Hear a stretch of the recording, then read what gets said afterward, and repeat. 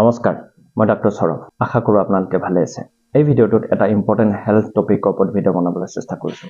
বৰ্তমান সময়ত ঠাণ্ডাৰ দিনত আমাৰ স্কিনবোৰ বহুত ড্ৰাই হৈ যায়, বহুত শুকান হৈ যায়, স্কিনবোৰ ফাটি যায়, বহুত স্কিনৰ প্ৰব্লেম দেখা পোৱা যায়। তাৰ দিনত আমি স্কিন কেয়াৰ ৰুটিনটো কি কৰিব লাগে, আমি ঠাণ্ডাৰ দিনত আমি ছালটো কেনেকৈ যত্ন ল'ব লাগে, সেইটোৰ ওপৰত এটা ডিটেইল ভিডিঅ' বনাবলৈ চেষ্টা কৰিছোঁ। ভিডিঅ'টো সম্পূৰ্ণভাৱে চাওক আৰু মোক ছাপোৰ্ট কৰক। আহক ভিডিঅ'টো আৰম্ভ কৰোঁ। চাওক, ঠাণ্ডাৰ দিনত স্কিনবোৰ ড্ৰাই হোৱাৰ কেইটামান কাৰণ আছে। ঠাণ্ডাৰ দিনত যিটো বায়ুত হিউমিডিটি কম থাকে, ৱাটাৰ ভেপৰ বায়ুত কম থাকে, বায়ুত যিটো পানীৰ বাষ্প এমাউণ্ট সেইটো কম থাকে। তো সেইটো কাৰণে আমাৰ ছালৰ পৰা ৱাটাৰবোৰ লৈ আৰু তেনেকৈ স্কিনটো ড্ৰাই হৈ যায়। লগতে আমি যদি বহুত ৰুমত হিটাৰ ইউজ কৰোঁ, বহুত যদি জুই পোৱা, তেতিয়াও স্কিনটো বহুত বেছি ড্ৰাই হৈ পৰে।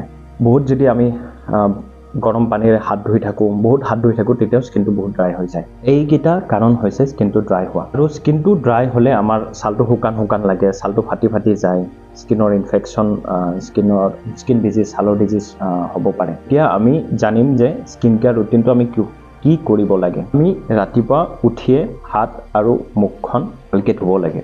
ফেচ ৱাছ যি ইউজ কৰে সেইটো ইউজ কৰিব পাৰে। বহুত সময় ধৰি আমি ফেচ ৱাছ ব্যৱহাৰ কৰিব নালাগে। অলপ সময় লগালে, 2 মিনিটৰ কাৰণে ফেচ ৱাছ লগালে, তাৰপিছত মুখখন ধুই দিলে আৰু হাতখনো ধুলে। সেইটো কৰাৰ পিছত আমি যিকোনো মইশ্চাৰাইজাৰ আমি লগাব লাগে। ভেচলিন মইশ্চাৰাইজাৰে হওক, ভেচলিন লোচনে হওক, বহুত ভাল। মই কোনো প্ৰমোশ্যন কৰা নাই, মই নিজে ব্যৱহাৰ কৰোঁ, সেইকাৰণে কৈ আছোঁ। ভেচলিন লোচন লগাব পাৰে বা যিকোনো লোচন আপুনি যি লগাই, যদি আপোনাৰ কাৰণে উপযুক্ত হয় সেইটো লগাব পাৰে। সেইটো ভালকৈ হাতত লগালে, মুখত লগালে। আৰু আমি বাহিৰত যাই ছানস্ক্ৰীন লগাব পাৰে।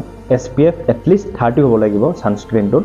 সেই ছানস্ক্ৰীনটো আপুনি লগাব পাৰে বাহিৰত ওলোৱাৰ আগত।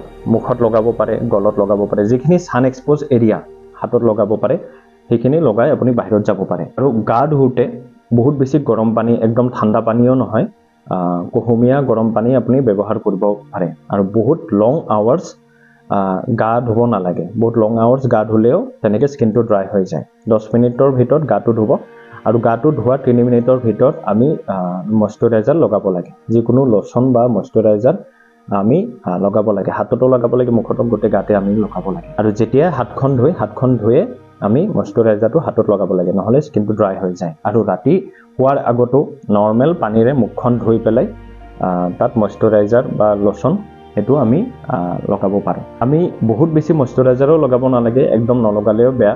বহুত বেছি মুখখনো ধুই থাকিব নালাগে, নৰ্মেল অলপ মইশ্চাৰাইজাৰ লগাই থ'ব লাগে। আৰু মুখখন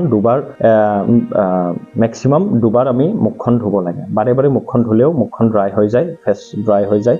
আৰু হাতখনো বাৰে ধুই থাকিব নালাগে। আৰু যেতিয়াই ধুই মইশ্চাৰাইজাৰ লগাব লাগিব। আৰু পানীটো ভালকৈ আমি খাব লাগিব।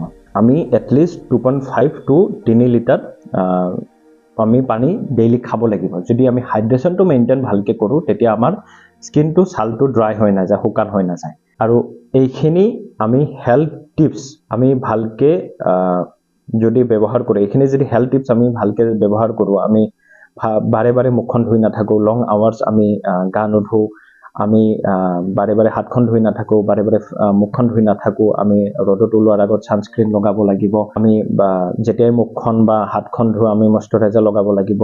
এইখিনি যদি আমি হেল্থ টিপছ ব্যৱহাৰ কৰোঁ, আমাৰ স্কিনটো ড্ৰাই হৈ নাথাকে, আমাৰ ছালটো শুকান নহয়, আৰু আমাৰ ছালৰ বেমাৰ ইমান বেছি নহয়। ভিডিঅ'টো ভাল লাগিলে লাইক কৰি দিব, কমেণ্ট কৰক কিবা যদি নতুন টপিকত ভিডিঅ' বিচাৰে। আৰু মই এইটো ভেচলিন মইশ্চাৰাইজাৰ ব্যৱহাৰ কৰোঁ, এইটো বহুত বেছি ভাল হয়। মই এইটোৱে ব্যৱহাৰ কৰোঁ, মুখতো ব্যৱহাৰ কৰোঁ, হাততো ব্যৱহাৰ কৰোঁ, গোটেই গাতে ব্যৱহাৰ কৰোঁ, বহুত বেছি ভাল হয়। এইটো ব্যৱহাৰ কৰিব পাৰে। মই কোনো প্ৰমোশ্যন কৰা নাই, মই নিজে ব্যৱহাৰ কৰোঁ কাৰণে কৈছোঁ। এই ভেচলিন মইশ্চাৰাইজাৰটো বহুত বেছি ভাল হয়, এইটো আপোনালোকে ব্যৱহাৰ কৰিব পাৰে। কিবা যদি নতুন টপিকত ভিডিঅ' বিচাৰে, ভিডিঅ'টো শ্বেয়াৰ কৰি দিয়ক। কাৰণ ঠাণ্ডা দিনত স্কিন কেয়াৰ ৰুটিনটো ভালকৈ আমি মেইনটেইন কৰিব লাগিব, যাতে ছালটো ড্ৰাই হৈ নাযায় আৰু ছালৰ বেমাৰ ইমান নহয়। আৰু মোৰ চেনেলটো ছাবস্ক্ৰাইব কৰি মোক ছাপোৰ্ট কৰক। আৰু ভিডিঅ'টো সম্পূৰ্ণভাৱে চোৱাৰ বাবে অশেষ ধন্যবাদ।